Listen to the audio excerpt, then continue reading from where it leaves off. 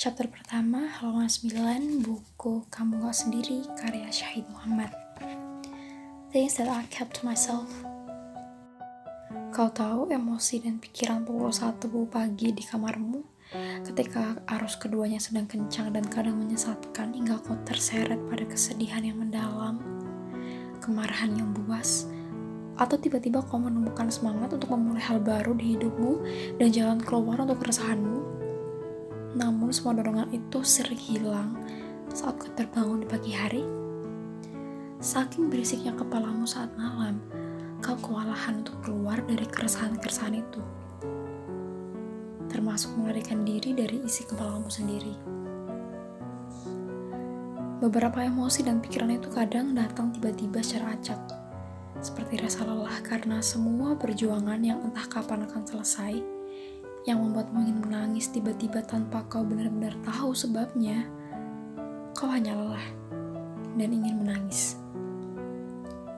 Rasa bersalah yang terus terulang di kepala karena mempertanyakan, apa aku sudah mengatakan hal yang benar pada temanku, pada kekasihku, pada keluargaku?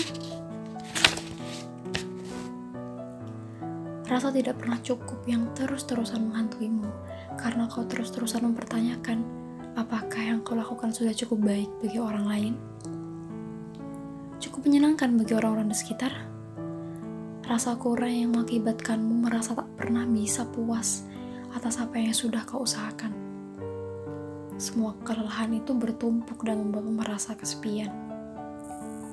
Kesepian itu malah membuatmu ingin mengurung diri di kamar untuk mengasihani diri. Kau malah semakin buruk saat melihat teman-temanmu sedang bersenang-senang tanpamu. Saat memutuskan untuk berhenti mengurung diri, kau melakukan apapun untuk pergi dari kesepian dan kebosanan. Pergi berhahi dengan teman-teman, dan sepulangnya ke rumah kembali berhuhu di kamar. Kau juga merasa iri karena kau baru saja melihat temanmu dikelilingi oleh orang-orang yang ia sayang dan menyayanginya. Atau melihat unggahan cerita sukses seorang rekan yang membuatmu melihat diri sendiri semakin buruk. Tiba-tiba terbesit rasa syukur yang membuatmu ingin sekali menangis karena kau baru saja terbukti salah menganggap tidak ada yang peduli padamu. Ternyata ada banyak orang yang peduli. Mereka melakukan banyak hal sekadar untuk membantumu melewati masa-masa sulit meskipun mereka tidak menyampaikannya secara langsung.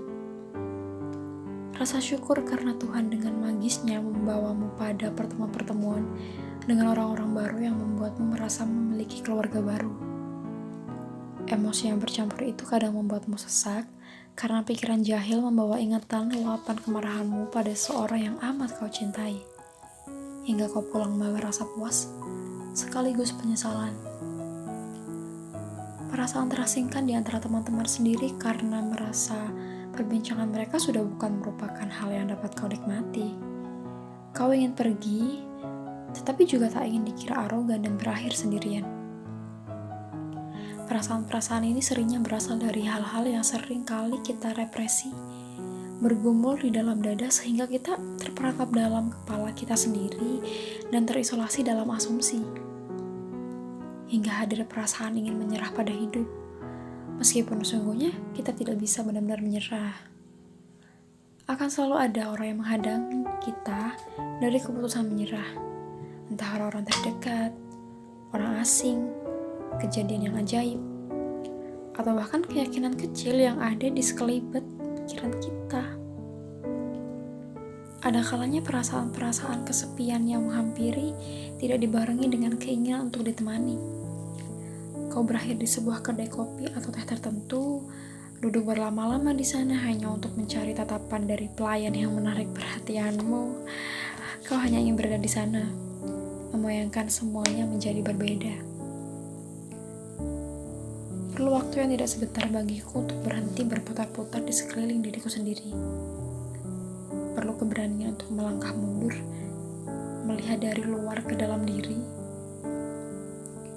Keberanian untuk melihat sesuatu bukan hanya dari perasaan terluka, perasaan merugi, perasaan memalukan, maupun berbagai ketakutan dan keresahan saja.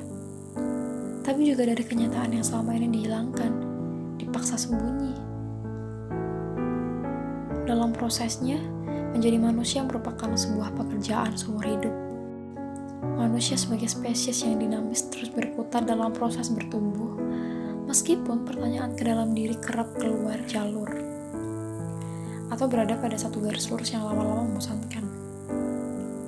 Kemampuan kita untuk merasa tadi justru sesuatu yang dapat membawa kita kepada tafsir berlapis berujung perjalanan tak berkesudahan. Pada proses tumbuh yang tak berkesudahan itulah, bagiku, ruang diri menjadi kedap kepercayaan sekaligus memunculkan sumber-sumber rahasia untuk menggerakkan pintu-pintu kesempatan dan pertumbuhan lainnya. Chapter 1. Sekian.